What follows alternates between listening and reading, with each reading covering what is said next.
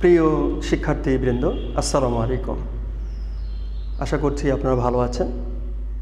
আজকে আপনাদের বাংলা দ্বিতীয় পত্রের ধাতু ও ক্রিয়াপদ এ বিষয়ে আলোচনা করা হবে। আমরা একটু দেখে নিই। শিক্ষার্থীবৃন্দ, ক্রিয়াপদ ও ধাতু সহজ একটি অধ্যায়। ক্রিয়াপদ কাকে বলে? যে পদ দ্বারা কোনো কিছু করা বোঝায় তাকে ক্রিয়াপদ বলে, অথবা যে পদ দ্বারা কোনো কিছু করা, হওয়া, যাওয়া, খাওয়া ইত্যাদি বোঝায়, ইত্যাদি কাজ করা বোঝায় তাকে ক্রিয়াপদ বলে। আমরা একটু দেখে নেই উদাহরণ।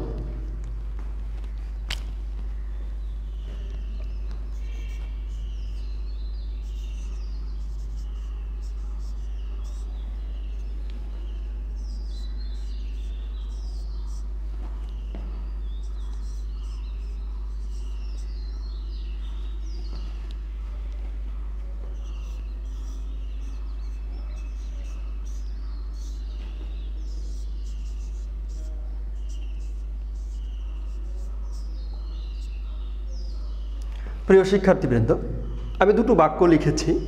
একটি, রাশেদ ভাত খায়, তুলি বই পড়ে। শিক্ষার্থীবৃন্দ, দুটো বাক্যের মধ্যে আমরা দুটো শব্দ পাব। একটি খায়, একটি পড়ে। এই দুটো শব্দকে আমরা বলছি ক্রিয়াপদ। খায়, পড়ে, এই দুটো শব্দ ক্রিয়াপদ। রাশেদ ভাত খায়। রাশেদ কর্তা, ভাত কর্ম, আর খায়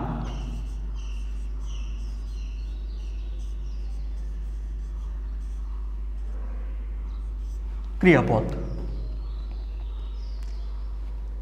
কর্তা, কর্ম, ক্রিয়াপদ।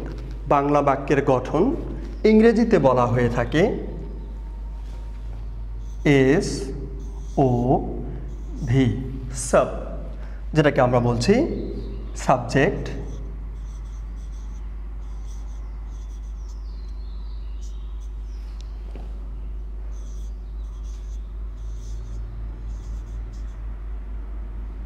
অবজেক্ট,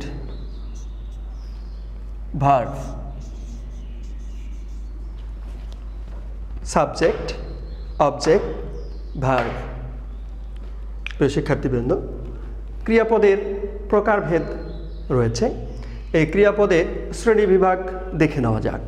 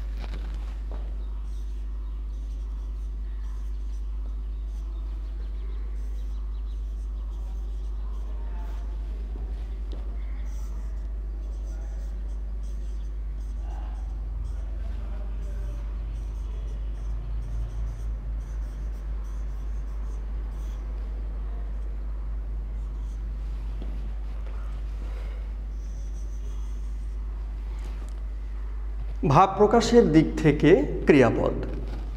ভাব প্রকাশের দিক থেকে ক্রিয়াপদ দুই প্রকার। ভাব প্রকাশের দিক থেকে ক্রিয়াপদ দুই প্রকার।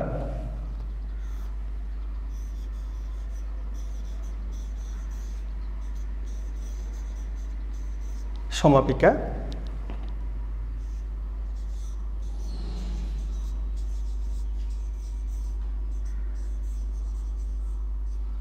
অসমাপিকা। সমাপিকা, অসমাপিকা। সমাপিকা ক্রিয়াপদ কাকে বলে? বাক্যে যে ক্রিয়াপদ দ্বারা মনের ভাব সম্পূর্ণরূপে প্রকাশিত হয় তাকে সমাপিকা ক্রিয়া বলে। যেমন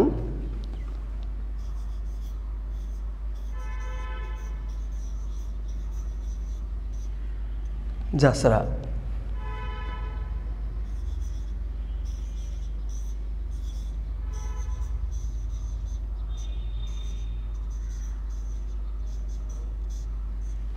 ফুটবল খেলে। জাসরা ফুটবল খেলে, সমাপিকা ক্রিয়া খেলে। জাসরাত কি করে? ফুটবল খেলে।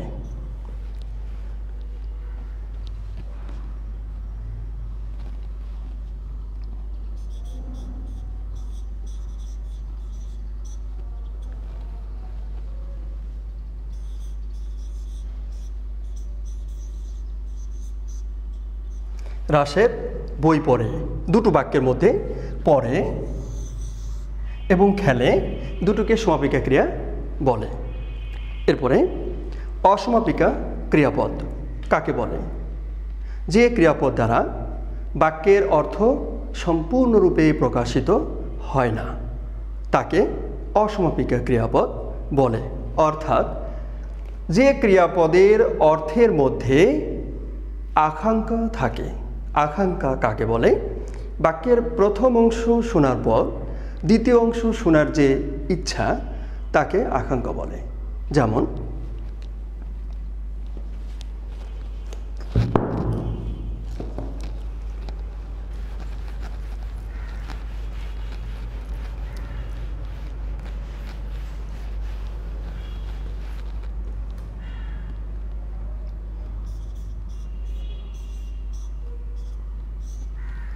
রবি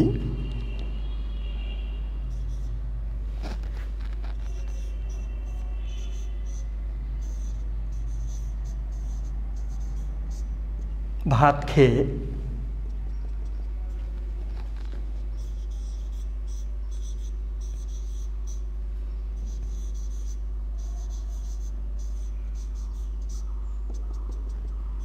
সূর্য উঠলে। দুটো বাক্যের মধ্যে রবি ভাত খেয়ে কি করবে, সূর্য উঠলে কি হবে, এ দুটো বাক্যে দুটো ক্রিয়াপদ রয়েছে, একটা উঠলে আর একটা খেয়ে। এ দুটো ক্রিয়াপদকে আমরা বলবো অসমাপিকা ক্রিয়াপদ। কারণ বাক্যের এই ক্রিয়াপদের শেষে বাক্যের অর্থ সম্পূর্ণ হয়নি। সূর্য উঠলে অন্ধকার দূরীভূত হয়, তো অন্ধকার দূরীভূত হয় এই বাক্যের এই অংশ নেই, যার কারণে উঠলে এই ক্রিয়াপদটিকে আমরা বলছি অসমাপিকা ক্রিয়াপদ। এরপরে আরেকটি প্রকারভেদ জেনে নেওয়া যাক।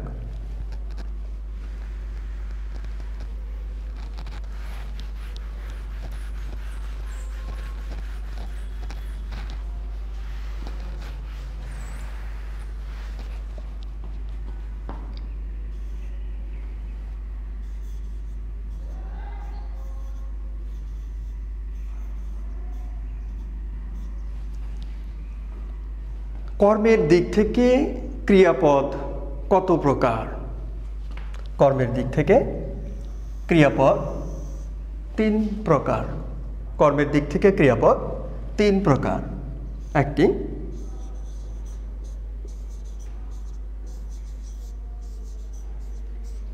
সকর্ম,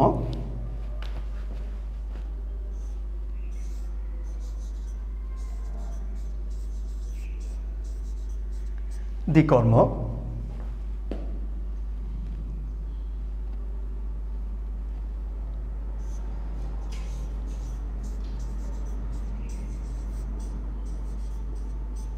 অকর্মক।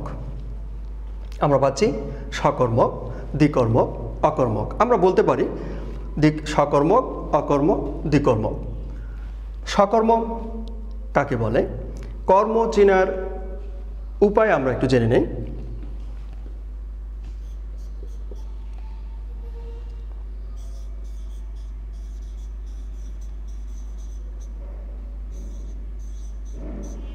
ক্রিয়াপদকে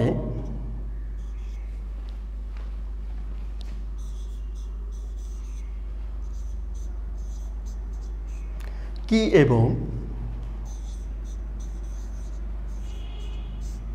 কাকে দিয়ে প্রশ্ন করতে হবে।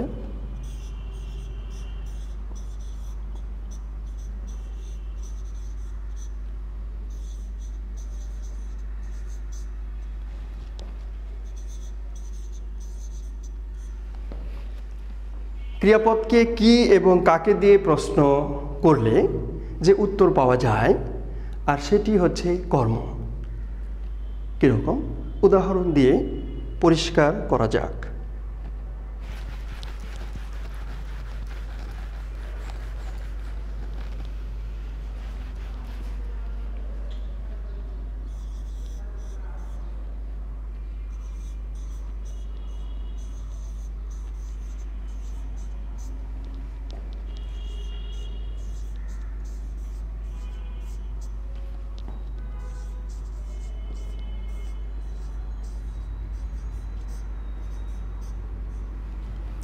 মা আমাকে একটি বই দিলেন। প্রশ্ন হলো মা আমাকে কি দিলেন?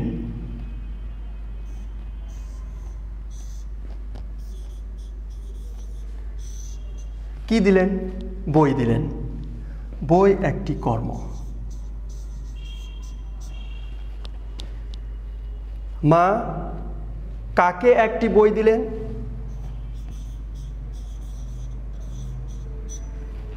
আমাকে। তাহলে আমাকে এবং বই এ দুটো কর্ম।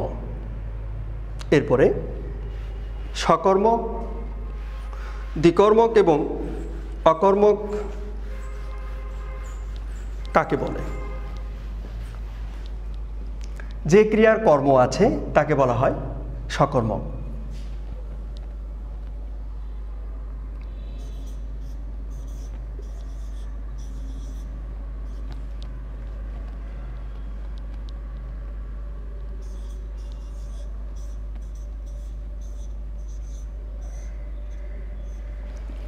রহিম বই পড়ে। রহিম পড়ে কি পড়ে? বই পড়ে। বই পড়ে এই বাক্যটি, এই ক্রিয়াপদের বইটি হচ্ছে কর্ম, যার কারণে এই বাক্যটিকে বলা হচ্ছে সকর্মক ক্রিয়ার বাক্য। সকর্মক ক্রিয়া আর সকর্মক কর্ম। তাহলে এখানে আমরা পাচ্ছি বই হচ্ছে কর্ম। এরপরে দ্বিকর্ম, যে বাক্যে দুটো কর্ম থাকে তাকে দ্বিকর্মক বলা হয়। কীরকম?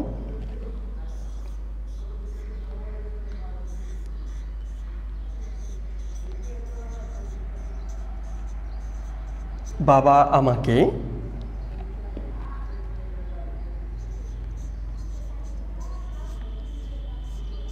একটি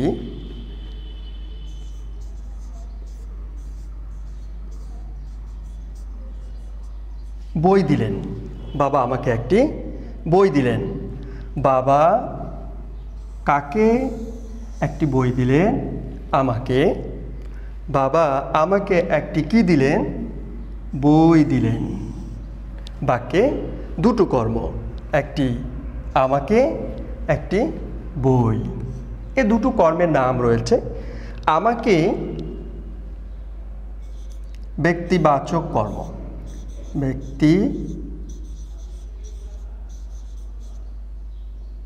ব্যক্তিবাচক কর্ম। আর বই বস্তুবাচক কর্ম।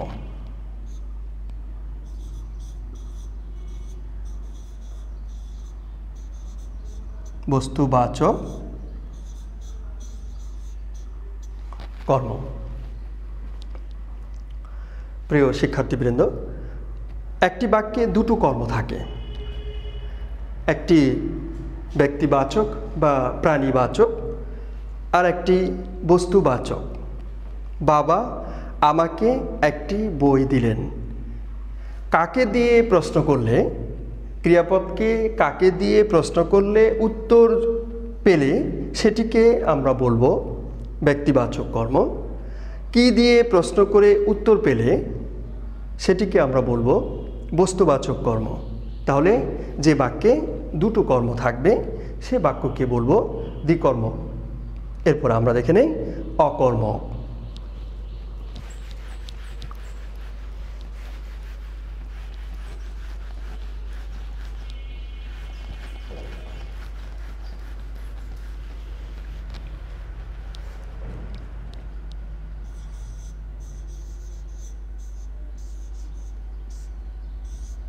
মজিদ খায়। মজিদ কি খায়? এই বাক্যে সে বিষয়টি স্পষ্ট করা হয়নি, অর্থাৎ এ বাক্যে কর্ম নেই। তাহলে মজিদ কি খায়? মজিদ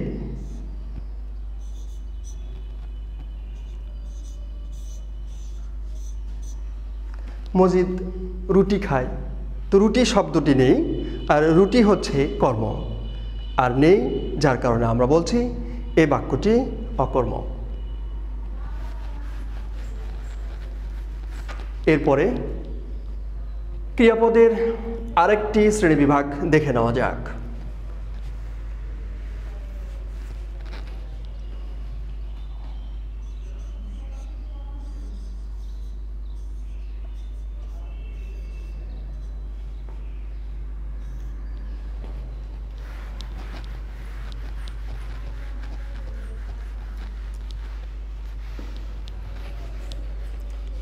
প্রিয় শিক্ষার্থীবৃন্দ, গঠনের দিক থেকে ক্রিয়াপদকে 4টি ভাগে ভাগ করা হয়, কিন্তু অষ্টম শ্রেণীর বাংলা দ্বিতীয় পত্রে দুটো ভাগ দেওয়া আছে। আমি দুটো ভাগ আলোচনা করছি।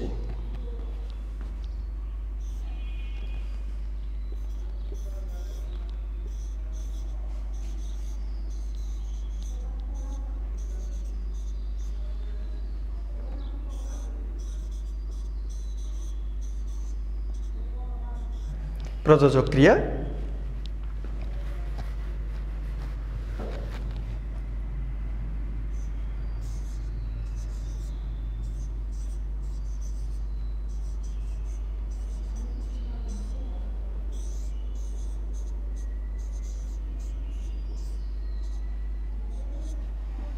আর একটি যৌগিক ক্রিয়া। প্রযোজক ক্রিয়া এবং যৌগিক ক্রিয়া। প্রযোজক ক্রিয়া কাকে বলে? যে ক্রিয়া অন্যের দ্বারা চালিত হয়, যে ক্রিয়া অন্যের দ্বারা চালিত হয়, অথবা আমরা অন্যভাবে বলতে পারি যে ক্রিয়া অন্য কর্তৃক চালিত হয়। যেমন মা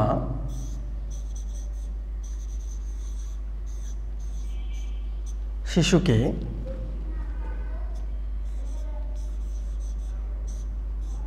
চাঁদ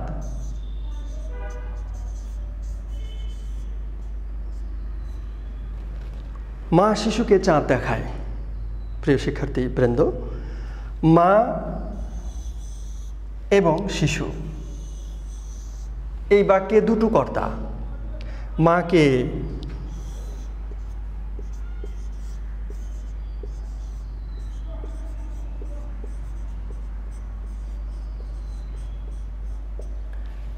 বলা হয় প্রযোজক কর্তা, আর শিশুকে বলা হয়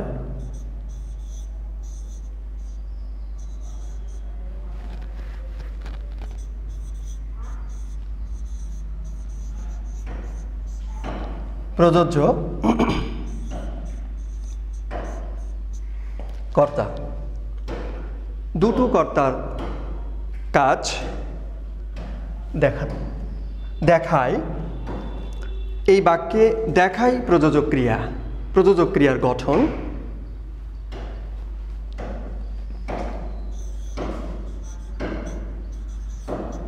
দেখ যোগ আ যোগ অন্তস্থ অ। খেয়াল করতে হবে, দেখ ধাতু, আ প্রত্যয়, অন্তস্থ অ বিভক্তি। প্রিয় শিক্ষার্থীবৃন্দ, দেখ ধাতু, আ প্রত্যয় অন্তস্থ অ বিভক্তি।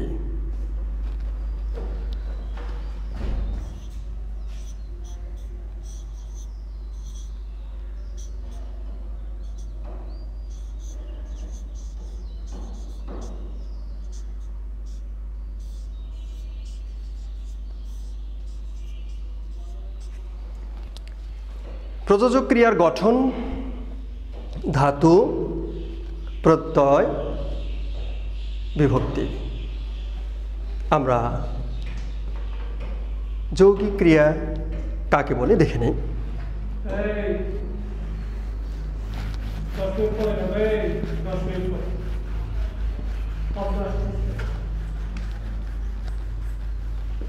যৌগিক ক্রিয়া বাক্যে যে ক্রিয়াপদে একটি সমাপিকা ক্রিয়া ও একটি অসমাপিকা ক্রিয়া বসে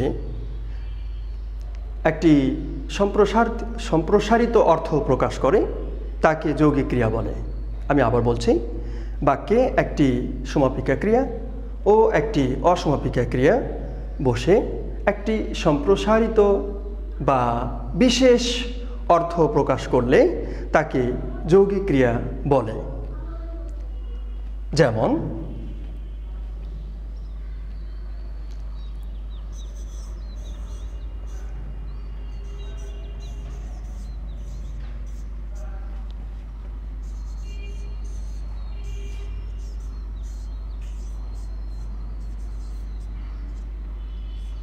ঘটনাটি শুনে রাখো। প্রিয় শিক্ষার্থীবৃন্দ, শুনে অসমাপিকা,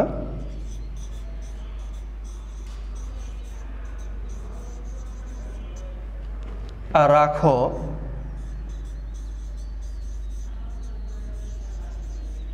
সমাপিকা। শুনে অসমাপিকা, রাখো সমাপিকা, দুটো ক্রিয়া বসে এই বাক্যের অর্থটি সম্প্রসারিত হয়েছে। যেমন আরও একটি উদাহরণ দেওয়া যায়।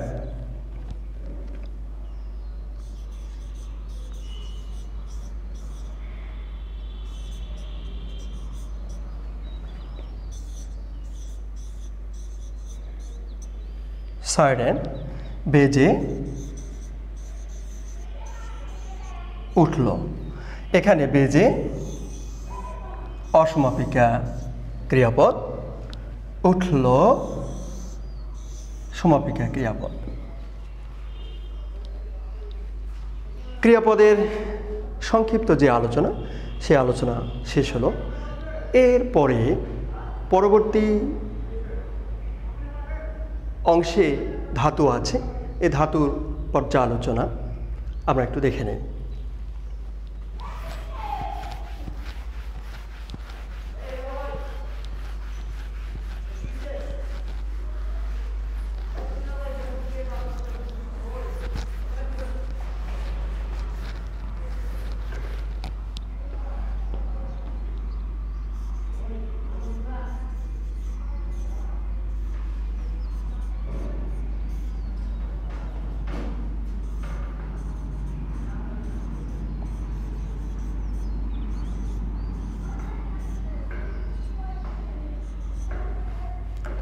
ধাতু বা ক্রিয়ামূল। ধাতু বা ক্রিয়ামূল। ধাতু বা ক্রিয়ামূল কাকে বলে?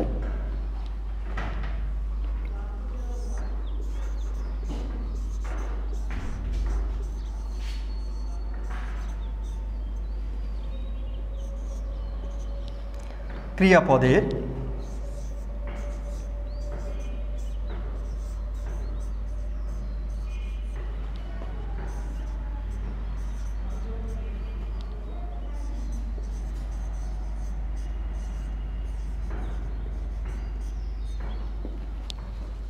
ক্রিয়াপদের মূল অংশকে ধাতু বলে। এর আরও একটি সংজ্ঞা রয়েছে। ক্রিয়াপদ থেকে ক্রিয়া বিভক্তি বাদ দিলে যা থাকে তাকে ধাতু বলে। ক্রিয়াপদ থেকে ক্রিয়া বিভক্তি,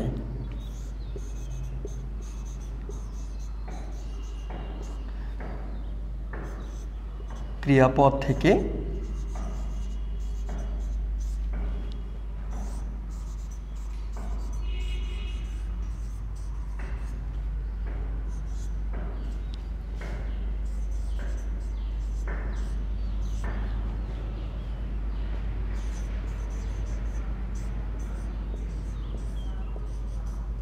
বাদ দিলে, ক্রিয়াপদ থেকে ক্রিয়া বিভক্তি বাদ দিলে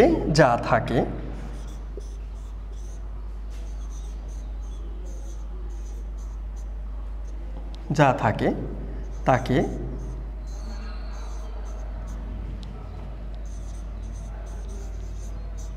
ধাতু বা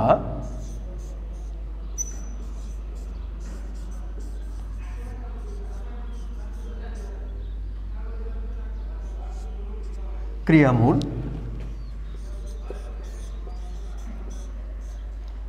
বলে।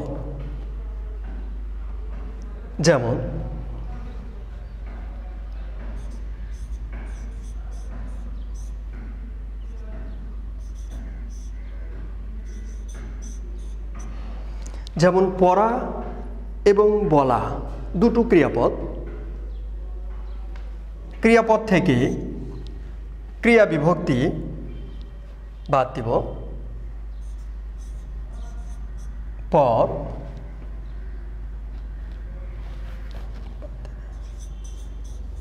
পর যোগ আ, পর থেকে আ বিভক্তি বাদ দিলে, পড়া থেকে আ বিভক্তি বাদ দিলে পর, আর পর হচ্ছে ধাতু, পর ধাতু। বলা থেকে আ বিভক্তি বাদ দিলে বল, ধাতু। এই পর এবং বল এটিকে আমরা বলছি ধাতু বা ক্রিয়ামূল। এছাড়াও অনেকগুলো রয়েছে, যেমন কর, দে, পা, খা, হ, সার, লিখ, ফেল, সু, সবগুলোকে আমরা বলবো ধাতু বা ক্রিয়ামূল। এরপরে ধাতু বা ক্রিয়ামূল কয়টি ভাগে ভাগ করা হয়?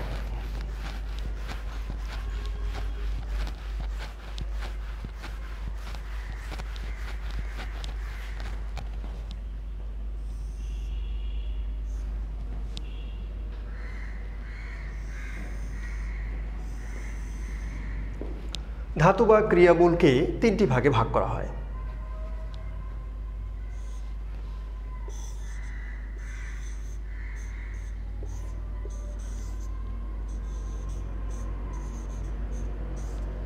মৌলিক ধাতু,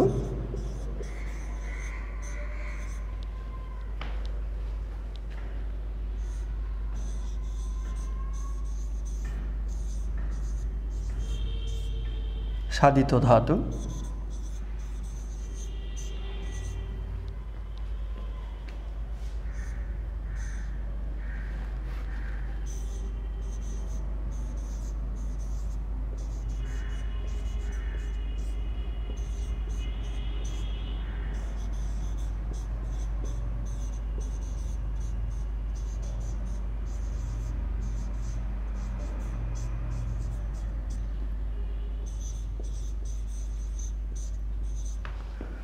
সংযোগমূলক ধাতু।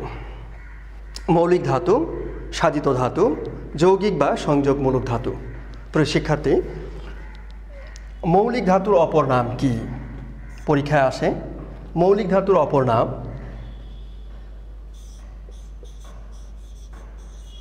সিদ্ধ বা স্বয়ং সিদ্ধ।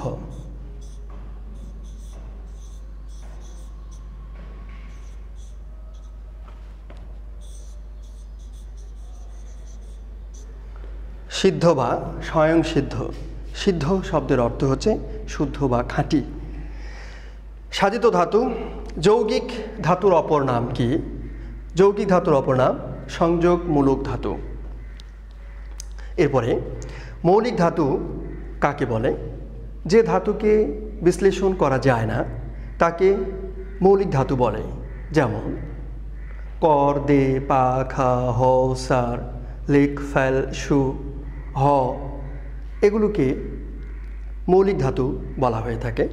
সাধিত ধাতু কাকে বলে?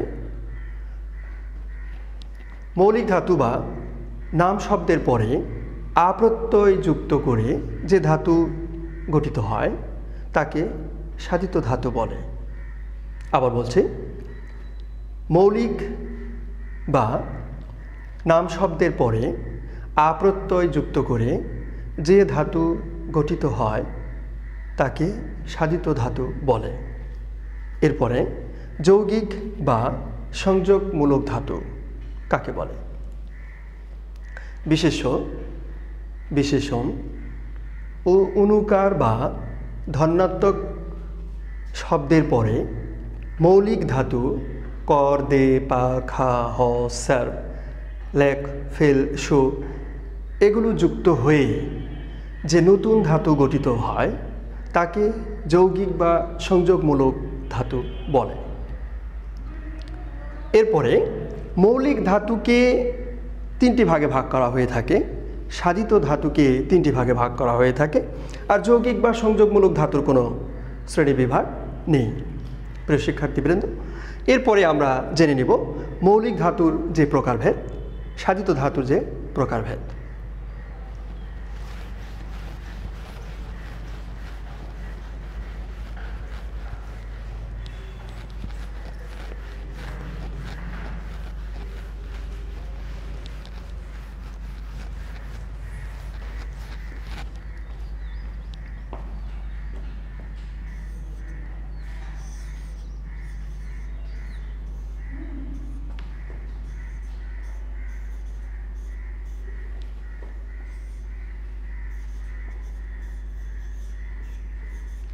মৌলিক ধাতু, মৌলিক ধাতুকে তিনটি ভাগে ভাগ করা হয়ে থাকে।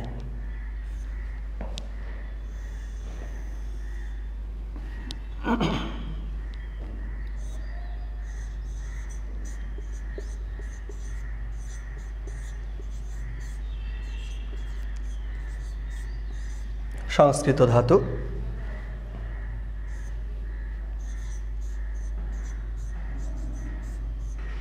বাংলা বা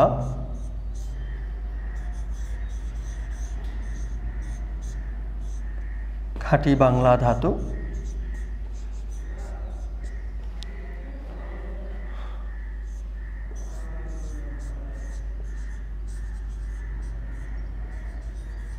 বিদেশাগত বা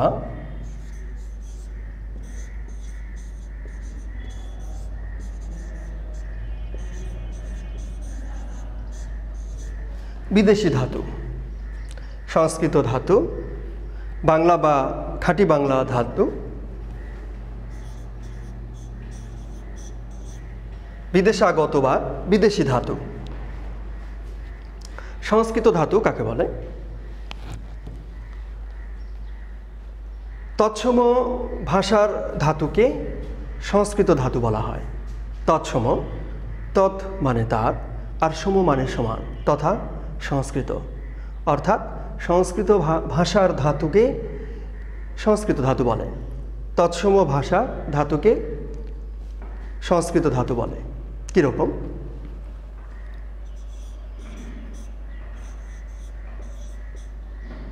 অং, ক্রি, কত এগুলো সংস্কৃত ভাষা থেকে এসেছে। বাংলা বা খাঁটি বাংলা ধাতু কাকে বলে? যে সকল ধাতু সংস্কৃত ভাষা থেকে প্রাকৃতের স্তর পেরিয়ে বাংলা ভাষায় এসেছে সে সকল ধাতুকে বাংলা বা খাঁটি বাংলা ধাতু বলে। প্রাকৃত কি? সংস্কৃত ভাষা তথা প্রাচীন ভারতীয় আর্য ভাষা, প্রাকৃত ভাষা তথা মধ্য ভারতীয় আর্য ভাষা, আর তদ্ভব ভাষা তথা আধুনিক ভারতীয় আর্য ভাষা। ভাষার মুখ্যত এই তিনটি স্তর। তো প্রথম স্তর হচ্ছে সংস্কৃত তথা প্রাচীন ভারতীয় আর্য ভাষা।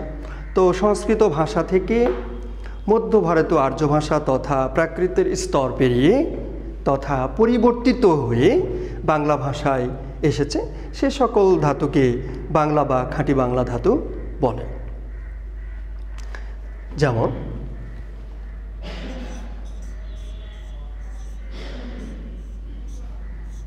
আঁকা,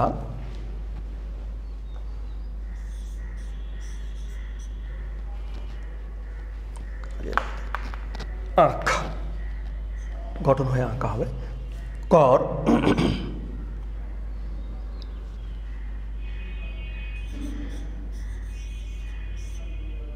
কাঠ।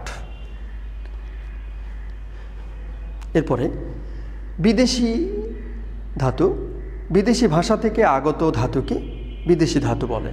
যেমন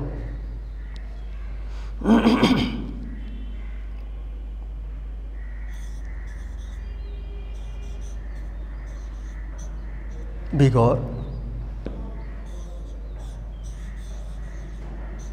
টান, টুট,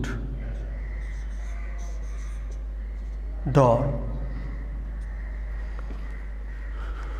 এরপরে আমরা একটু জেনে নিই সংস্কৃত ধাতু অঙ্ক শব্দ গঠন করে কিভাবে। অঙ্ক যোগ অন,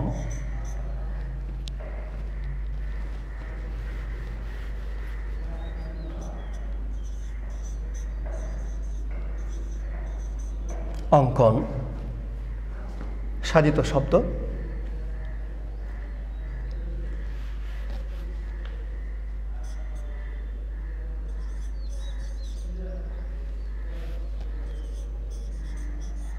ক্রিযুক্তব্য, কর্তব্য,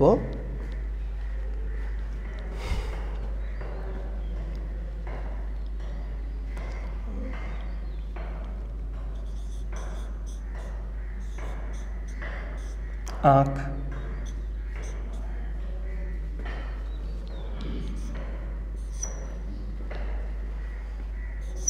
আঁক যোগ আ।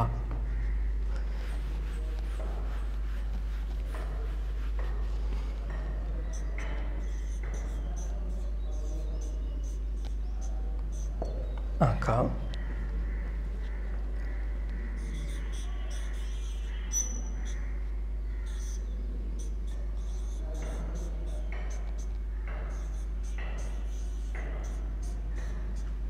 কাটা। এরপরে বিদেশাগত ধাতু উদাহরণ দেখে নেই।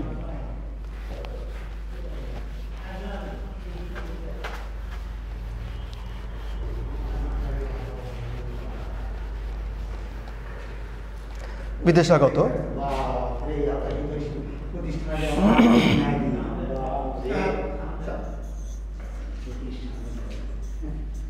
খাট যোগবে, খাটবে।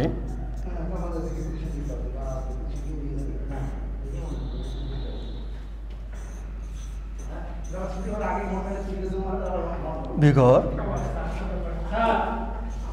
जो आनो, বিগ্রানো।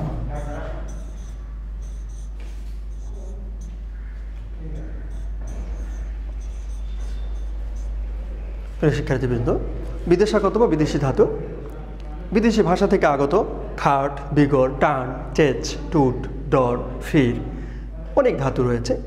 এই ধাতুগুলো বিদেশি ভাষা থেকে এসেছে এবং বিদেশি ভাষা থেকে এসে এগুলো শব্দ গঠন করেছে। এরপরে আমরা একটু দেখে নিই সাধিত ধাতু কত প্রকার।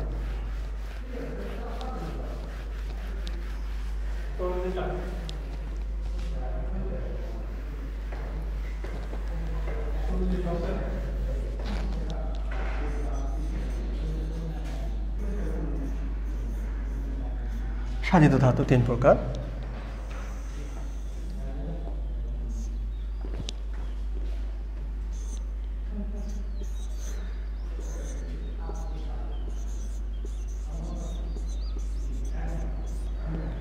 প্রযোজক ধাতু,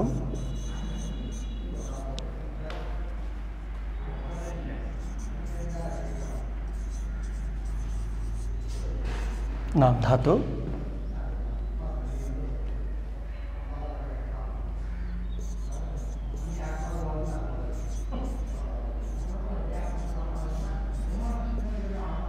কর্মবাচ্যের ধাতু। প্রযোজক ধাতু কাকে বলে? মৌলিক ধাতু পরে প্রেরণার্থে অন্যকে নিয়োজিত করা অর্থে আপ্রত্যয় যুক্ত করে যে ধাতু গঠন করা হয়ে থাকে তাকে প্রযোজক ধাতু বলে। যেমন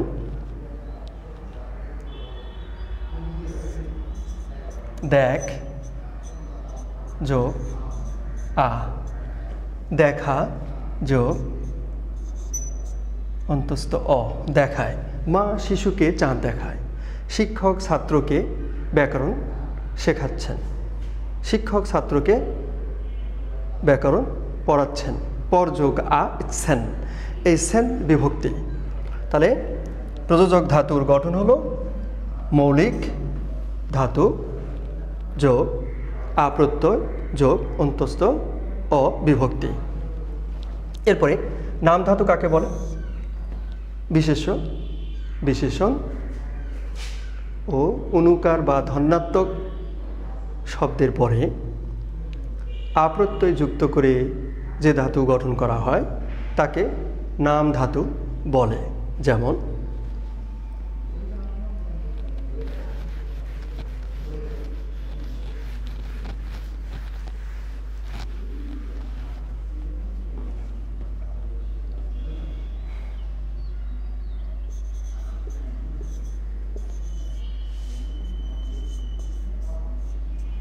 ঘুম একটি শব্দ, এটি বিশেষ্য।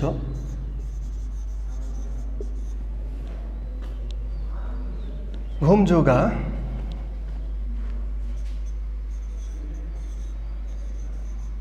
ঘুমা,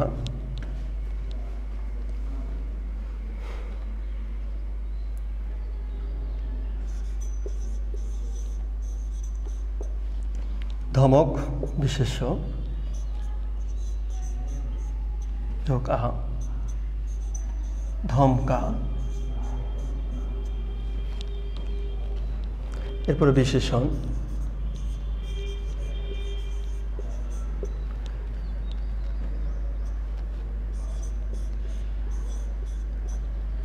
বাঁক যোগ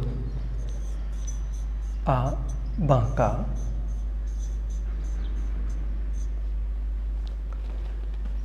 এরপরে অনুকার, অনুকার শন শন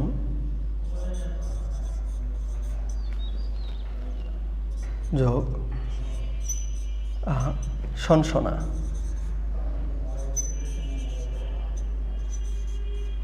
শনশনা।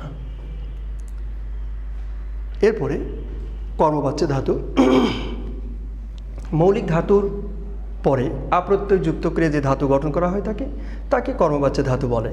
অথবা বই যেটা দেওয়া আছে সেই সংজ্ঞায় বলি, বাক্যে কর্তার চেয়ে কর্মের সঙ্গে ক্রিয়াপদের সম্পর্ক অধিক হলে তাকে কর্মবাচ্য ধাতু বলে।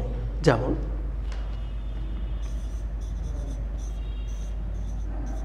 বইটি হারিয়ে ফেলেছি। বাক্যে হারিয়ে হার যোগ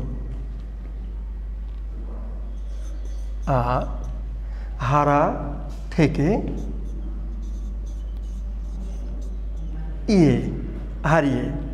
তো বইটি হারিয়ে ফেলেছি, বইটি কর্ম। এই কর্মের সঙ্গে এই ক্রিয়াপদের সম্পর্ক রয়েছে। যা কিছু হারায় গিন্নি বলেন কেষ্টা বেটায় চোর। যা কিছু হারায় গিন্নি বলেন কেষ্টা বেটায় চোর। এখানে হারানো কর্মবাচ্য ধাতু। এরপরে আর একটি ধাতু রয়েছে, সেটি হলো যৌগিক বা সংযোগমূলক ধাতু। আমরা একটু দেখে নিই।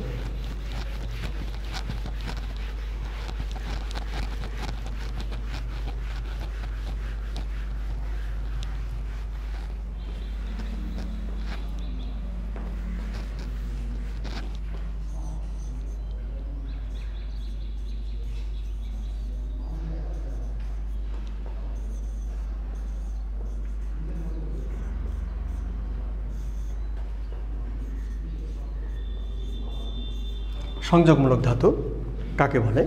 বিশেষ্য, বিশেষণ এবং অনুকার বা ধন্যাত্মক শব্দের পরে মৌলিক ধাতু কর, তে, পা, খা, হ, সার যুক্ত হয়ে যে নতুন ধাতু গঠিত হয় তাকে সংযোগমূলক ধাতু বলে। উদাহরণ: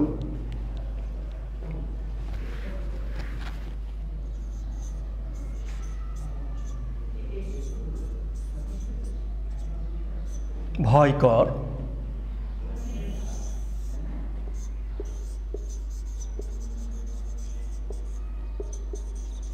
ভয় বিশেষ্য পদ,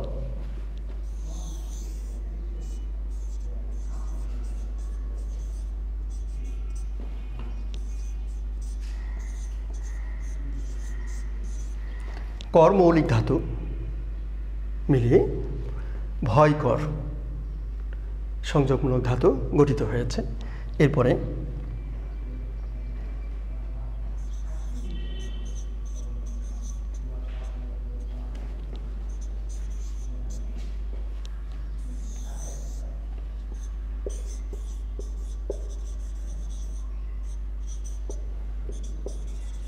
বিশেষণ পদ দুঃখ, পা মৌলিক ধাতু মিলে গঠিত হয়েছে সংযোগমূলক ধাতু। এরপরে অনুকার,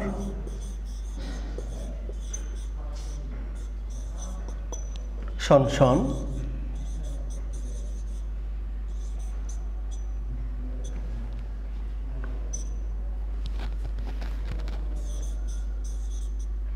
শনশনকর, শনশন, পনপন, বনবন, ভনবন, এই সবগুলোকে আমরা বলি ধনাত্মক বা অনুকার শব্দ। এরপরে কর দিয়ে পা খা হ সার যুক্ত হয়ে সংযোগমূলক ধাতু গঠিত হয়ে থাকে। এই হলো ধাতু ও ক্রিয়াপদের আলোচনা। এই সবগুলো আলোচনা দেখে বাসায় ভালোভাবে পড়াশোনা করবে এই প্রত্যাশায় আজকে শেষ করছি। আমি মোহাম্মদ বুলবুল আহমেদ, সহকারী শিক্ষক, বিয়া মডেল স্কুল ও কলেজ, বগুড়া। ধন্যবাদ সবাইকে।